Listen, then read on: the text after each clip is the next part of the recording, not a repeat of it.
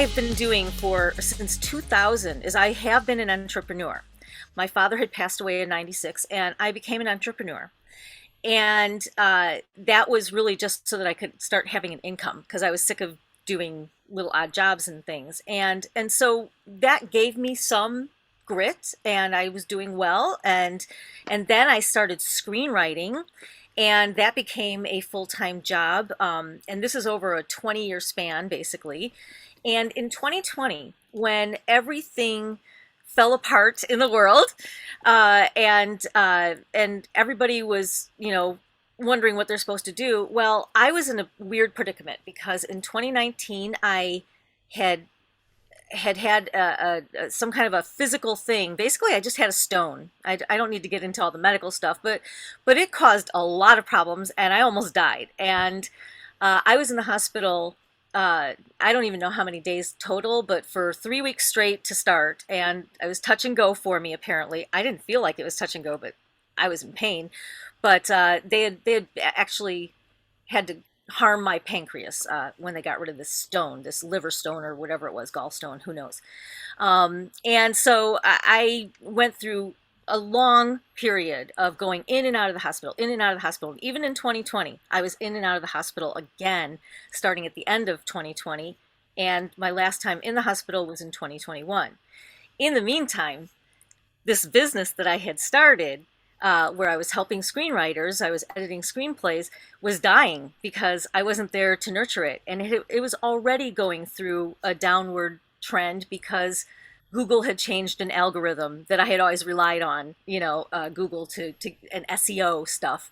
And so my business was already starting to tank a little bit. And then while I'm trying to fix that is when I get sick. So that's how I ended up in this, like, woe is me, I'm a victim, what am I going to do with my life kind of way.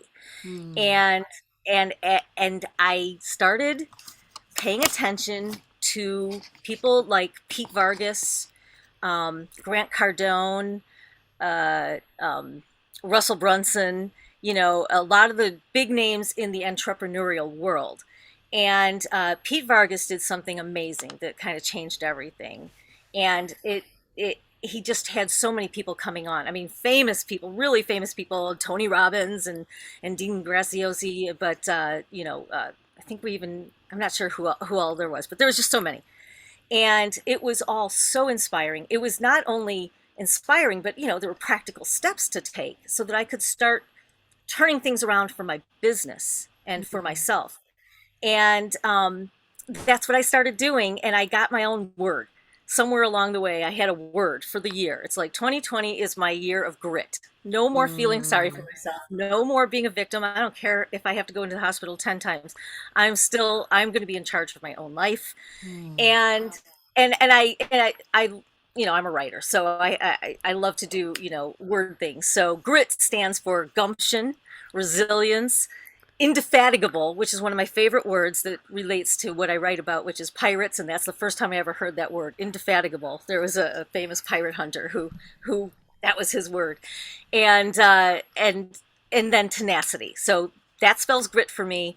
Those are the things that I was after, and I went through 2020 a new person by the time I came out of that, and I was helping some other people, but I was really helping myself. And in 2020, I realized money is a way to change the world, and not a power thing. It's not at all a power thing. It's a giving thing. It's a helping thing. And I've always been very mission minded. From day one, I've always been mission minded, and not having the resources to fulfill so many things. So that was probably the biggest mind shift that happened for me, especially when I ended up in the hospital and it's like I can't pay any of these bills and I had to rely on so many people to help out in a way, like there were charities. And now I'm at the point where I'm getting into the be year, I just need to be the person that I've been becoming. And I plan to pay back every single penny to any charity that ever helped me, but way beyond. I have big aspirations for how I want to help the world. And so money was a big thing, a money mind shift. my word of the year became do. And I needed to implement all these different things that I had been learning. And so I'm kind of just going right into it. I hope you don't mind. And so I started just getting everything done that I could, and because done is better than perfect. I let that sink in finally, because I'm an editor at That's a heart. big one. So That's a big one. that's a big one. When you're a perfectionist and you're supposed to make other people's things, be perfect, it's like, no, no, no, you just got to get it done. As I go into 2022, I am ready to just be.